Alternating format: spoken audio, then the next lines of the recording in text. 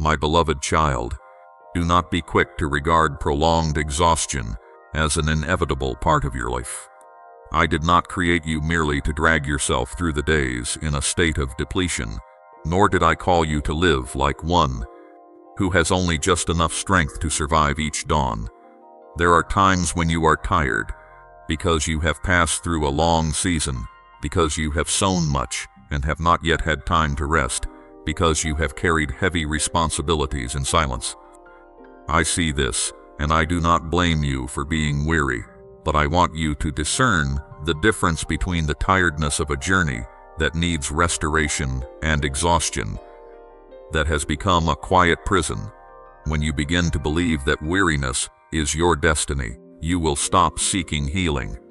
When you call depletion normal, you will no longer open your heart to receive the fullness of life I desire to restore to you. I created you as a wondrous work, where the body, the mind, the emotions, and the inner depth of your being are intricately connected. Therefore, when one part of you groans, the other parts also speak. Weariness does not always come only from too much work, but sometimes from having lived too long in tension, anxiety, lack of sleep, lack of nourishment, lack of stillness, and lack of healing presence. Sometimes your body is sending a signal that it needs to be cared for again with gentleness. Sometimes your heart is crying out because it has carried too many things that were never yours to bear. Sometimes weakness is not failure, but a warning bell inviting you to return to the order I have established. I do not want you to despise those signals, nor do I want you to hide them beneath the covering of, "I am still fine."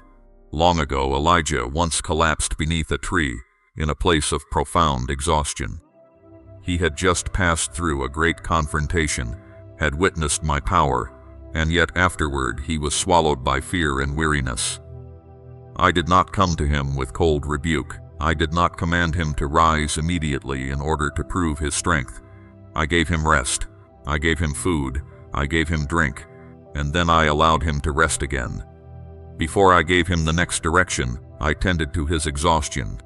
Do you see, there are times when the most sacred thing you can do is not to strive harder, but to receive the restoration I am giving. True rest is not a retreat from the calling. It is the way you are prepared to continue walking in that calling. Do not let the world persuade you that your worth lies in how much you can endure without complaint. People often praise busyness, glorify exhaustion as a sign of success, and treat constant overload as proof of responsibility. But I do not measure your faithfulness by the number of times you forget yourself. I do not rejoice when you do good things with a dried-out heart, a weakened body, and a mind stretched tight like a string. I am a compassionate Father. I want you to serve from fullness, not from continual brokenness. I want you to love with a life that is being nourished, not with the scattered fragments left over after everything has drained you. There are kinds of weariness that come from very quiet imbalances. You may have grown used to staying up too late, eating carelessly, neglecting movement, overlooking your breath, disregarding sleep, and ignoring the pauses before me. You may also have become used to saying yes to too many things, opening the door to too many voices, and allowing too many anxieties to enter the place that should have been guarded in peace. At first, these things appear small, but they gather into a great burden. I do not say this to condemn you, but so that you may understand that restoration also begins with small steps: sleeping rightly again, eating more healthfully, breathing more slowly, stepping out into the light, laying down obligations that were never assigned to you, and learning to remain in my presence without feeling guilty. Remember, I did not create you merely to struggle against weakness. I placed within you the capacity to live, to love, to create, to pray, to build, to serve, and to rejoice. True vitality is not always an outward burst of strength. Sometimes it is deep peace, the ability to awaken with a lighter heart, clarity in your thoughts, a breath no longer weighed down by anxiety, and eyes that look upon a new day and see more than burdens. I want to lead you out of the kind of life that merely tries to get through the day. I want you to know what it means to be upheld from within, renewed little by little, and led into a rhythm of life where caring for yourself is not opposed to holiness, but becomes part of obedience. Yet do not turn restoration into another race. I am not calling you out of exhaustion, only so that you may pressure yourself to heal quickly. Let me teach you according to the rhythm of grace. Some forms of weariness need time. Some habits need to be replaced by wisdom. Some inner wounds need to be brought into the light layer by layer. Some limits must be learned and honored. After many years of being ignored, I will not be ashamed because you need rest. I am not far from you when you have not yet become strong again. I am not disappointed when you must begin with very simple things. In my eyes, one small step in truth is more precious than many grand promises without endurance. Examine the sources that are draining your strength, my beloved child. Is there a relationship that always leaves you heavy afterward? Is there a responsibility you are carrying only because you fear being judged? Is there an anxiety you have allowed to sit too long in your mind? Is there a habit quietly stealing your clarity? Is there anger, sorrow, or guilt that you continue to wear like an old garment? I am not telling you to solve everything by yourself in a single day, but I am inviting you to bring each thing before me. My light does not only shine so that you can see the problem. That light also opens the way for healing, rearrangement, and restoration. Then you will learn that rest is not avoidance, but a return to proper order. Getting enough sleep is not weakness. Eating well is not trivial. Turning down the noise is not selfish. Saying no to what exceeds your portion is not a lack of love. Seeking help from someone who can support your health when needed is not a lack of faith. I can use prayer, wisdom, people, time, healthy habits, and upright means to bring you back into balance. Do not limit the way I restore you to only one pattern. I am the one who cares for your whole being, from your breath to your thoughts, from hidden tears to the steps you take each day. So today, do not call depletion your destiny anymore. Call it an invitation to return. Let your weariness show you where healing is needed, where things must be reordered, where something must be laid down, and where my light needs to enter. I did not create you to live like a lamp running out of oil, flickering before every gust of wind. I want to pour oil into you again, to renew your strength, and to teach you to live from a lasting source of life, rather than from lonely effort. Come to me with the truth. You do not need to pretend to be strong. Let me nourish you again, as I nourished Elijah in his exhaustion.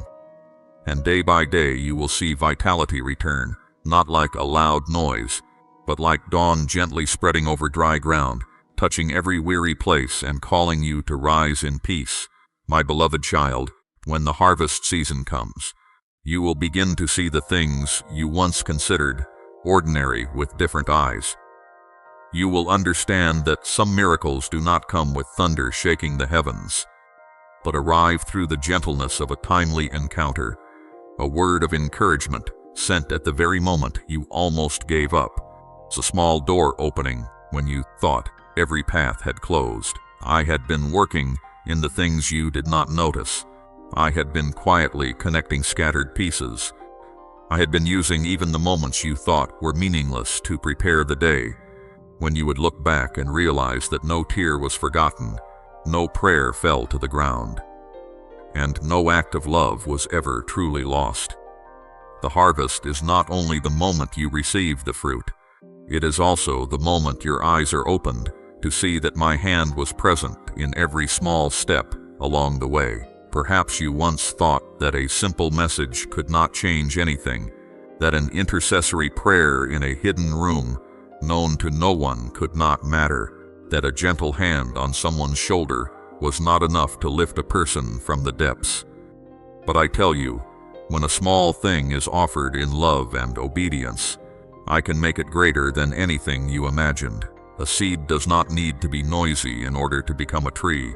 A lamp does not need to stand in the middle of a public square, in order to break the darkness in a room. A word spoken at the right time can unlock a heart that has been closed for many years.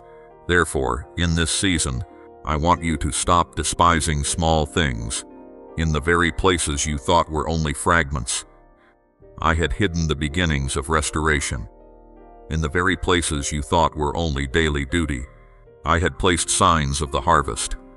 Long ago, Ruth entered the field of Boaz not with the appearance of someone holding a radiant future in her hands. She simply went to gather the leftover grain, humble and quiet, asking for no glory, not knowing that every small step was leading her into a far greater arrangement. What others might have seen as lowly work became the pathway to provision, protection, and a place within the flow of my plan.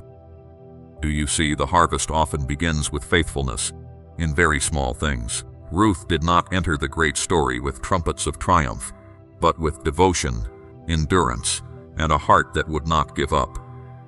I turned field of gleaning into a place where blessing opened. I can also turn your quiet days into the ground for something greater that is coming. Therefore, when joy begins to bloom around you, do not see it merely as a reward to enjoy, but recognize it as an invitation to mature.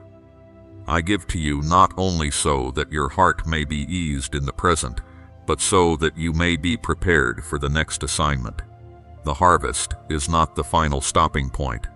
It is a marker showing that the seed has grown, your hands have been trained, your heart has been enlarged, and I can entrust you with deeper responsibilities.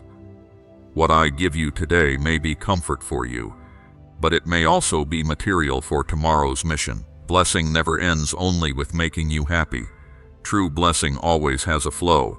It always desires to move through you to touch others, and it always carries within it the call to stewardship.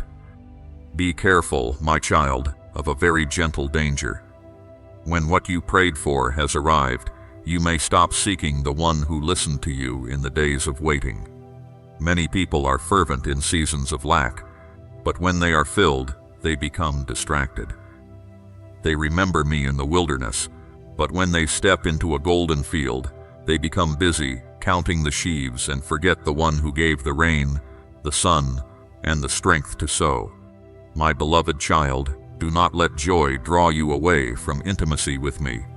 Do not let the outcome make you forget the source. Do not let what has been given take the place of the giver.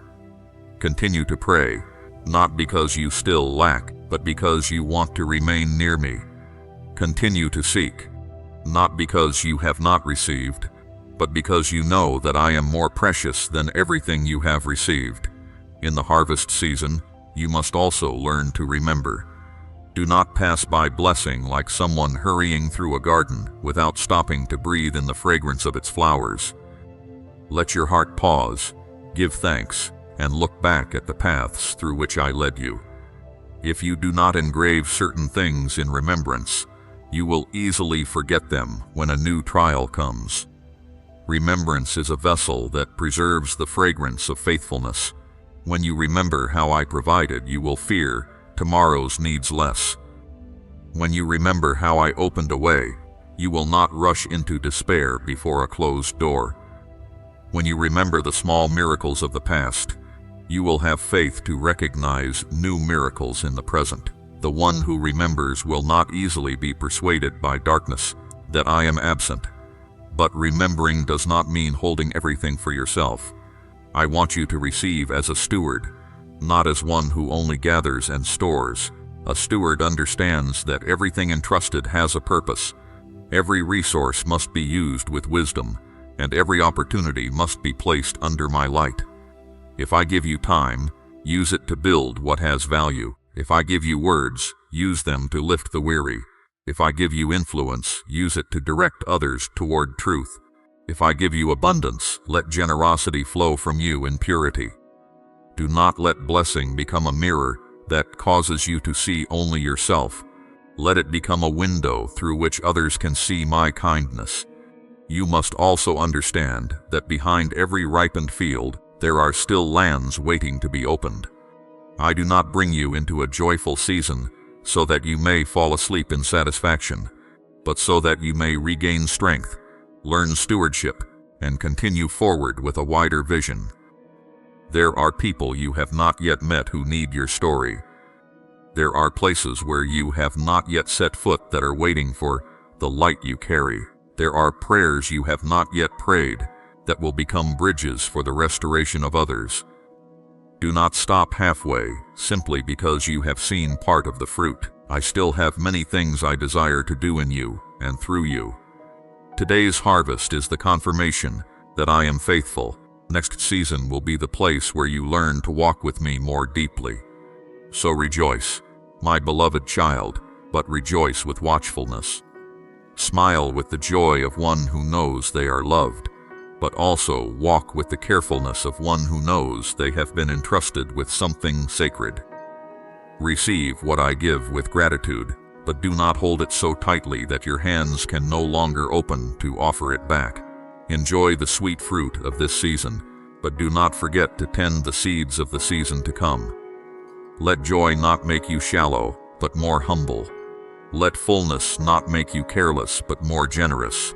Let what you receive not cause you to stop, but make you more ready for the sending. I want you to know that this harvest does not come to make you proud, but to make you trust more deeply in my faithfulness. You did not create everything by your own strength. You sowed, waited, wept, and remained faithful, but I am the one who sent rain at the right time. Sunlight in the right season softened the soil and caused the seed to sprout. Therefore, when you hold the sheaves in your hands, remember the days when your hands were empty.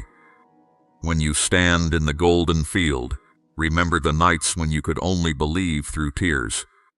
When you are lifted, remember to bow. When you are given more, remember to share.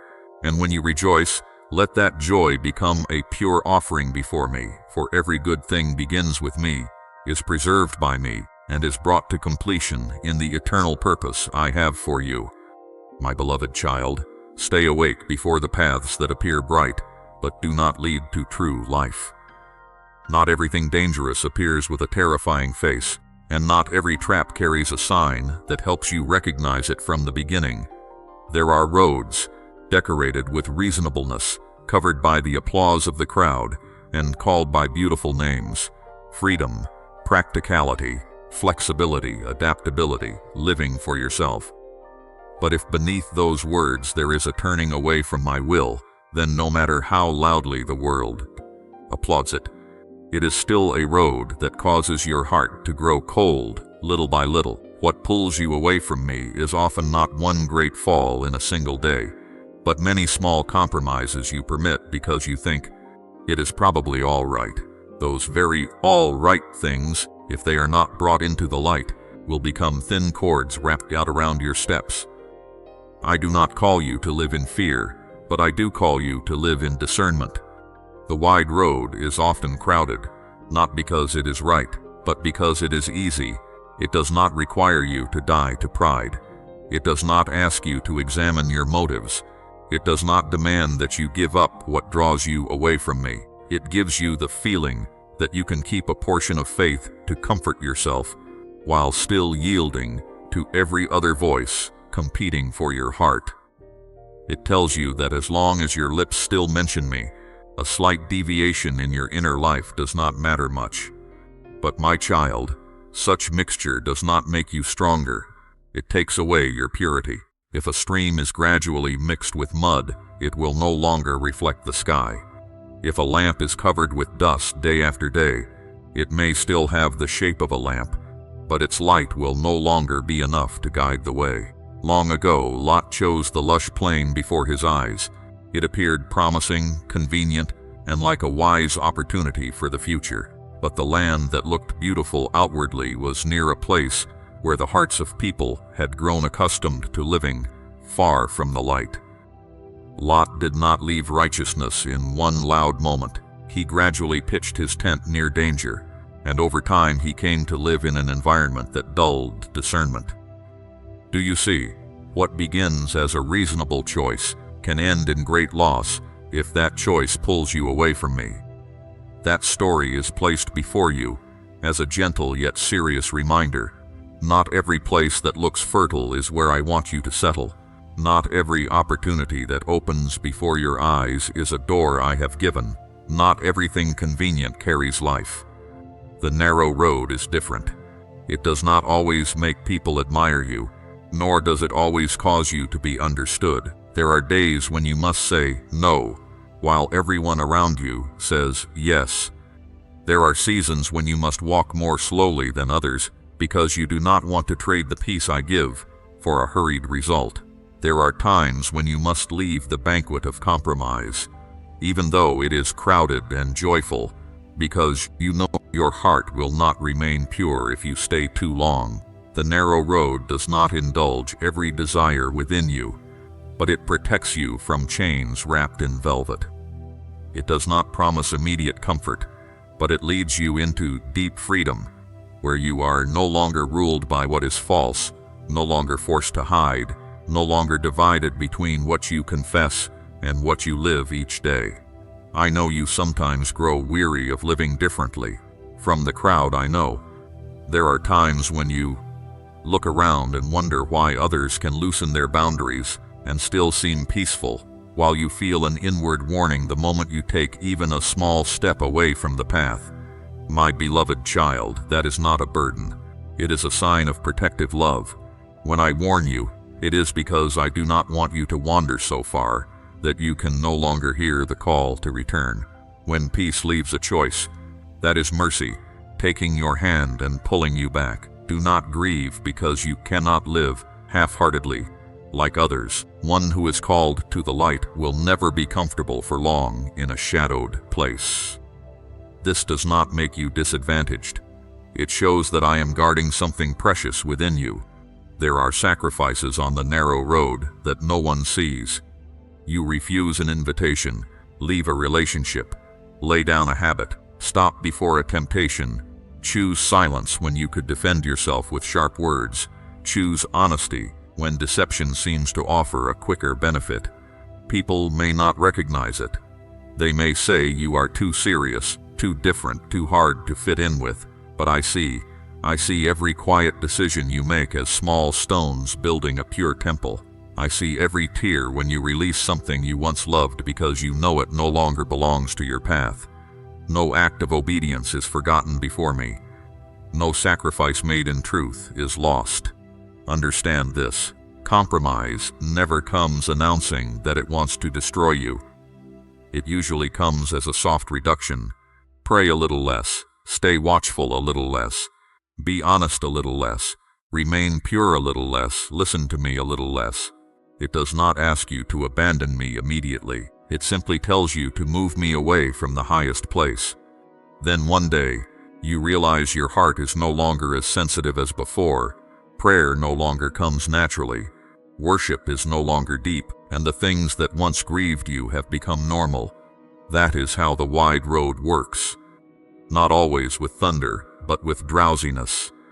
Therefore, I am calling you to awaken before your heart grows used to that sleep, but do not hear this as a sentence of condemnation. I do not stand before you to point coldly at your missteps. I come as a father turning on the light in a dark room, not to shame you, but to let you see the way out. If you have taken steps of compromise, return today.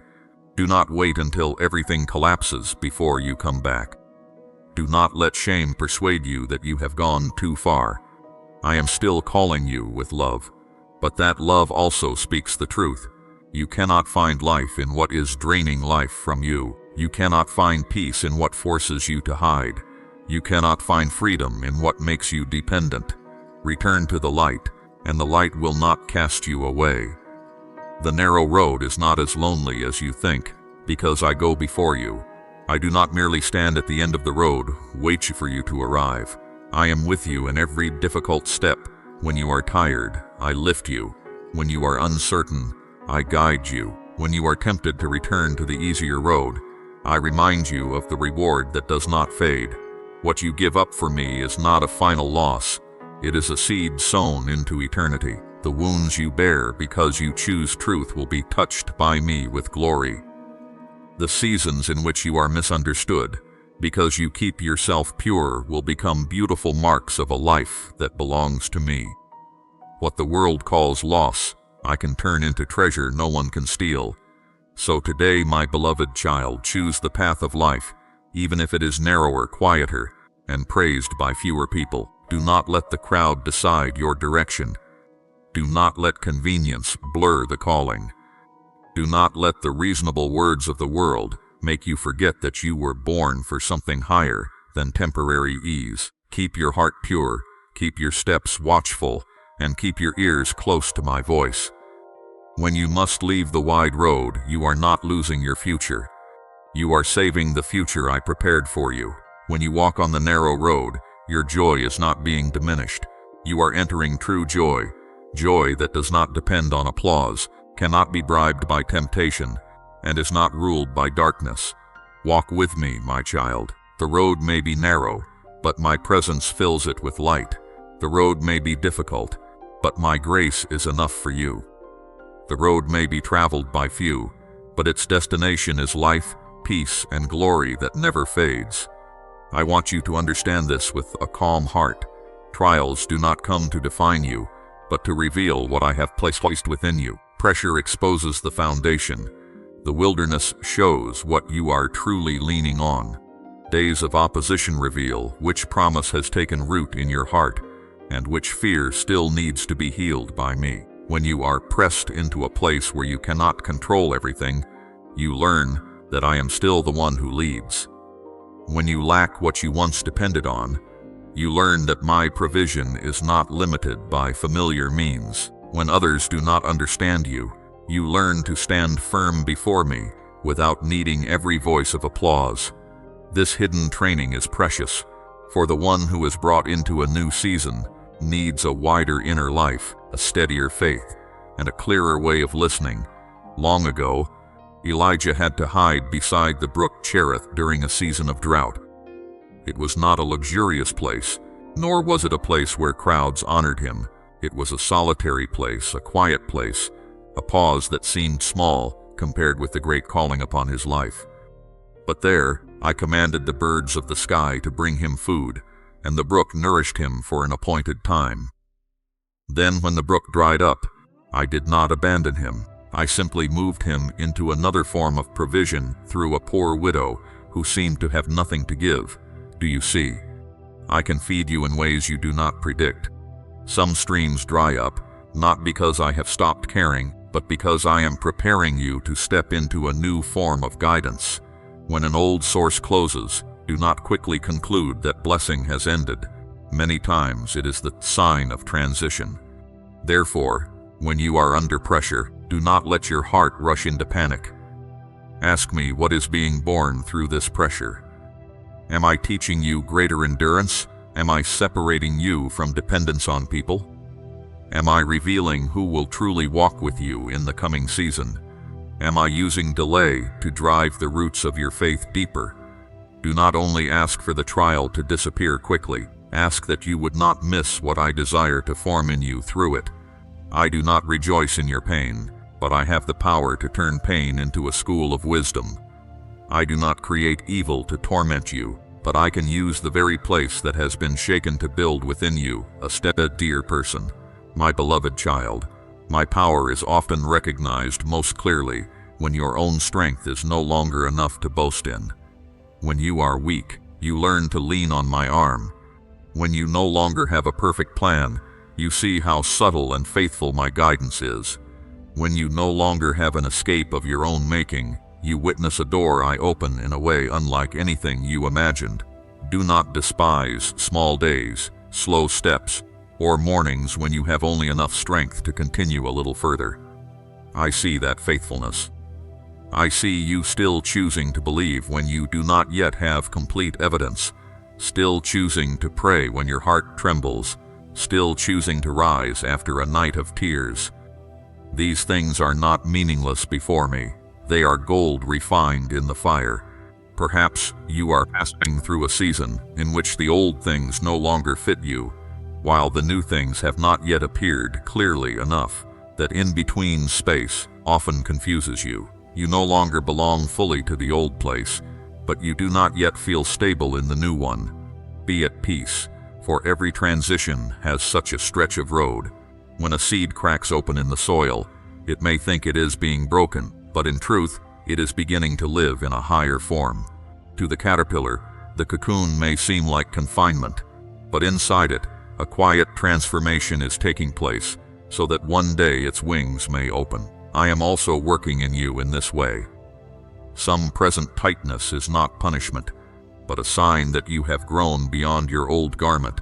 Let trials teach you to distinguish between my voice and the voice of fear. Fear always urges you to run away, give up, or return to what is familiar, even if that familiar place once bound you.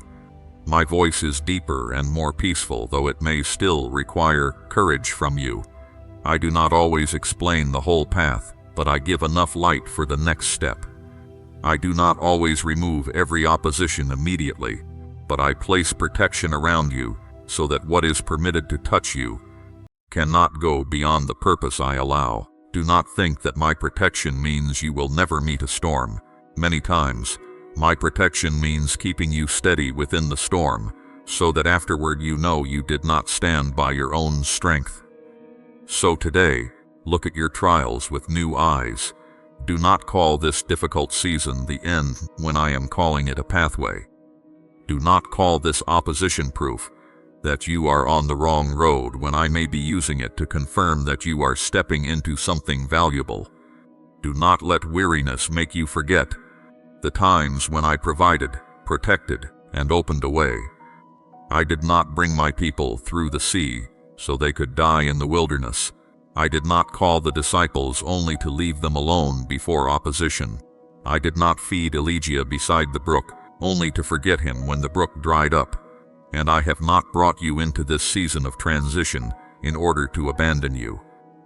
Keep walking, my beloved child, with a heart that is tender yet steadfast.